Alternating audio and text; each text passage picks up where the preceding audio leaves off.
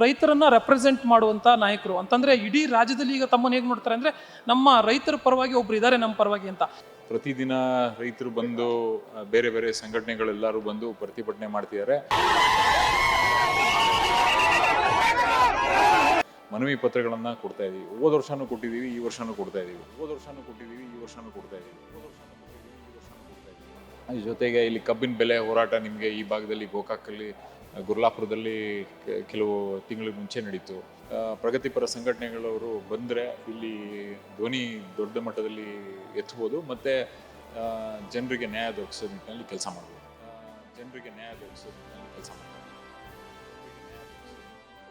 ಮೇಲ್ಕೋಟೆ ಶಾಸಕರು KS ದರ್ಶನ್ ಪುಟ್ಟಣ್ಣಯ್ಯ ಅವರು ನಮ್ಮ ಜೊತೆ ಇದ್ದಾರೆ, ಅವ್ರು ಮಾತಾಡ್ಸ್ತಾ ಹೋಗ್ತೀನಿ. ಸರ್ ನಮಸ್ಕಾರ, ಹೇಗಿದ್ದೀರಿ? ಚೆನ್ನಾಗಿದೆ ಸರ್. ಮೊದಲನೇದಾಗಿ ಈಗ ಸುವರ್ಣದ ಸೌಧದಲ್ಲಿ ಅಧಿವೇಶನ ನಡೀತಾ ಇದೆ, ಸಾಕಷ್ಟು ಸಮಸ್ಯೆಗಳಿದೆ, ಉತ್ತರ ಕರ್ನಾಟಕ ಭಾಗದ ಸಮಸ್ಯೆಗಳು, ರೈತರ ಸಮಸ್ಯೆಗಳು. ಬಟ್ ದರ್ಶನ್ ಪುಟ್ಟಣ್ಣಯ್ಯ ಅವರು ಅಂತ ಬಂದ ತಕ್ಷಣ ರೈತರನ್ನ ರೆಪ್ರೆಸೆಂಟ್ ಮಾಡುವಂತ ನಾಯಕರು ಅಂತಂದ್ರೆ ಇಡೀ ರಾಜ್ಯದಲ್ಲಿ ಈಗ ತಮ್ಮನ್ನ ಹೇಗೆ ನೋಡ್ತಾರೆ ಅಂದ್ರೆ ನಮ್ಮ ರೈತರ ಪರವಾಗಿ ಒಬ್ರು ಇದ್ದಾರೆ ನಮ್ಮ ಪರವಾಗಿ ಅಂತ. ನಿನ್ನೆ ಒಂದು ಗಲಾಟೆ ಕೂಡ ಆಯ್ತು ಔಟ್ಸೈಡ್ ಸುವರ್ಣ ಸೌಧ. ಸೊ ಆ ವಿಚಾರ ತಮಗೆ ಗೊತ್ತಿರಬಹುದು, ಬಟ್ ಒಟ್ಟಾರೆ ರೈತರ ಸಮಸ್ಯೆ ವಿಚಾರ ಏನ್ ಹೇಳ್ತೀರಿ ಸರ್? ರೈತರು ಸಮಸ್ಯೆಗಳು ಹಲವಾರಿದೆ. ನಿಮ್ಗೆ ಗೊತ್ತಿರಂಗೆ ಈ ಅಧಿವೇಶನದಲ್ಲೂ ಚರ್ಚೆಗಳಾದವು. ಪ್ರತಿದಿನ ರೈತರು ಬಂದು ಬೇರೆ ಬೇರೆ ಸಂಘಟನೆಗಳೆಲ್ಲರೂ ಬಂದು ಪ್ರತಿಭಟನೆ ಮಾಡ್ತಿದ್ದಾರೆ. ಮನವಿ ಪತ್ರಗಳನ್ನ ಕೊಡ್ತಾ ಇದೀವಿ. ಹೋದ ವರ್ಷನೂ ಕೊಟ್ಟಿದ್ದೀವಿ, ಈ ವರ್ಷನೂ ಕೊಡ್ತಾ ಇದೀವಿ. ಬರೀ ಮನವಿ ಪತ್ರದಲ್ಲೇ ಇರಬಾರ್ದು, ಏನು ಸೂಕ್ತ ಕ್ರಮ ತಗೋಬೇಕು ಸರ್ಕಾರದವರು, ಅದ್ರ ಕಡೆ ಗಮನ ಹರಿಸ್ಬೇಕು ಅನ್ನೋದು. ಈಗ ಇಲ್ಲಿ ಸುಮಾರು ಪ್ರಾಜೆಕ್ಟ್ಗಳು ಇನ್ನೂ ಕಂಪ್ಲೀಟ್ ಆಗಿಲ್ಲ, ನೀರಾವರಿ ಪ್ರಾಜೆಕ್ಟ್ಗಳು. ಜೊತೆಗೆ ಇಲ್ಲಿ ಕಬ್ಬಿನ ಬೆಲೆ ಹೋರಾಟ ನಿಮಗೆ ಈ ಭಾಗದಲ್ಲಿ ಗೋಕಾಕಲ್ಲಿ, ಗುರ್ಲಾಪುರದಲ್ಲಿ ಕೆಲವು ತಿಂಗಳ ಮುಂಚೆ ನಡೀತು. ಅದಕ್ಕೆ ಏನು ನಿಯಮಗಳನ್ನು ಬದಲಾವಣೆ ಮಾಡಬೇಕಿತ್ತು, ಅದನ್ನು ಇಮಿಡಿಯೇಟಾಗಿ ಮಾಡಬೇಕಾಗಿರೋಂಥದ್ದು. ಹೆಚ್ಚಿನ ಈಗ ಇಲ್ಲಿ ಈ ಭಾಗದಲ್ಲಿ ಉತ್ತರ ಕರ್ನಾಟಕದಲ್ಲಿ ಕಬ್ಬನ್ನ, ಈಗ ಬೆಳಗಾಂ ಸುತ್ತಮುತ್ತಲು ಕಬ್ಬು ಜಾಸ್ತಿ ಬೆಳೀತಾರೆ, ಅದಕ್ಕೆ ಸೂಕ್ತ ಬೆಲೆಯನ್ನು ನಿಗದಿ ಮಾಡಬೇಕು. ಏನು ಕಟಾವು ಮಾಡ್ತಾ ಇದ್ದಾರೆ, ಕಟಾವು ಮಾಡಿ ಅದಾದಮೇಲೆ ತೂಕದ ಸಮಸ್ಯೆಗಳೇನಿದೆ ಅದನ್ನು ಇಂಪ್ಲಿಮೆಂಟ್ ಮಾಡಬೇಕು. ಯಾಕೆಂದರೆ ಆಗಲೇ ಲಾಸ್ಟ್ ಟೈಮ್ ಈ ಕಳೆದ ಬಡ್ಜೆಟಲ್ಲೇ ಅನೌನ್ಸ್ ಮಾಡಿದರು ಏನಂತ, ನಾವು ವೇಯಿಂಗ್ ಬ್ರಿಡ್ಜಸ್ಸನ್ನು ಹಾಕ್ತೀವಿ ಅಂತ ಹೇಳಿ APMCಗಳ ಹತ್ರ ಅಥವಾ ಫ್ಯಾಕ್ಟ್ರಿಗಳ ಹತ್ರ. ಅದಿನ್ನೂ ಅಳವಡಿಸಿಲ್ಲ. ಅದನ್ನೆಲ್ಲ ಇಮಿಡಿಯೇಟಾಗಿ ಮಾಡಿದ್ರೆ ನಾವು ರೈತರಿಗೆ ನ್ಯಾಯ ದೊರಕಿಸ್ಕೊಡಂಗಾಗತ್ತೆ. ಅದ್ರ ಪ್ರಕಾರ ನಾವು ಕೆಲಸ ಮಾಡಬೇಕಾಗತ್ತೆ ಸರ್ಕಾರದವರೆಲ್ಲ. ಈ ಸುವರ್ಣಸೌಧದಲ್ಲಿ ನಡೀತಾ ಇರುವಂಥ ಅಧಿವೇಶನದಿಂದ ಸರ್ಕಾರದಿಂದ ಅಂದ್ರೆ ಈಗಿನ ರೈತರಿಗೆ ಸೂಕ್ತ ಪ್ರಮಾಣದಲ್ಲಿ ಅಂದ್ರೆ ಏನು ಅವರು ನ್ಯಾಯ ಬಯಸ್ತಾ ಇದ್ದಾರೆ ಅಥವಾ ಏನು ಎಕ್ಸ್ಪೆಕ್ಟೇಷನ್ ಮಾಡ್ತಾ ಇದ್ದಾರೆ ಸರ್ಕಾರದಿಂದ, ಅದು ಲಭಿಸ್ತಾ ಇದೆಯಾ ಅಥವಾ ಸೂಕ್ತ ಪ್ರಮಾಣ ಚರ್ಚೆ ಆಗ್ತಿದೆ? ಇನ್ನು ಚರ್ಚೆಗಳು ನಡೀತಾ ಇದೆ. ಅದೇ ಚರ್ಚೆಗೆ ಸೀಮಿತವಾಗಿಟ್ಟರೆ ಆಗಲ್ಲ.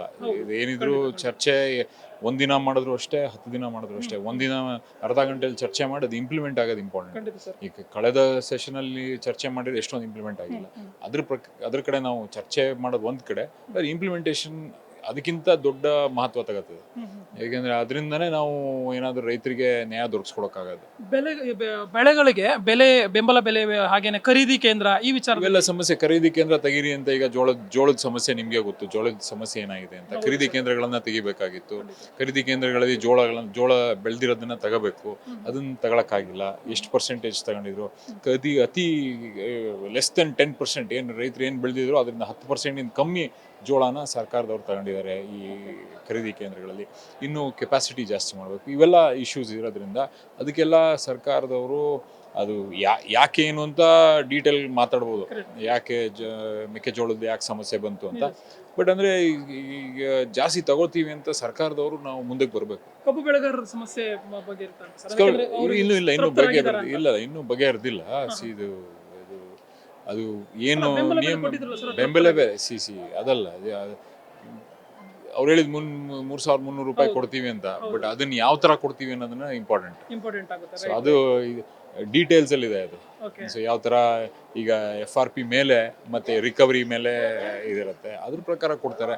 ಅದೆಲ್ಲ ಇನ್ನೂ ಡೀಟೇಲ್ಸ್ ಆಗಿ ಸರ್ಕಾರದವರು ಆದೇಶ ಹೊರಡಿಸಿಲ್ಲ ಇನ್ನು.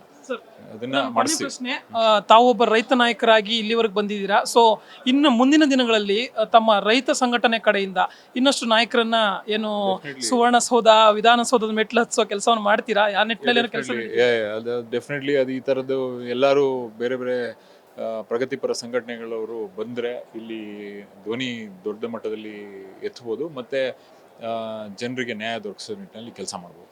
ನಮಸ್ಕಾರ. ಎಸ್ ವೀಕ್ಷಕರು, ಇದಿಷ್ಟು ದರ್ಶನ್ ಪುಟ್ಟಣ್ಣಯ್ಯ ಅವರ ಮಾತು. ಕ್ಯಾಮ್ರಾ ಪರ್ಸನ್ ನಾಗರಾಜ್ ಜೊತೆ ಜಾಯ್ ಲೇಗೋಡ್, ಸ್ಪೀಡ್ ನ್ಯೂಸ್ ಕನ್ನಡ, ಬೆಳಗಾವಿ.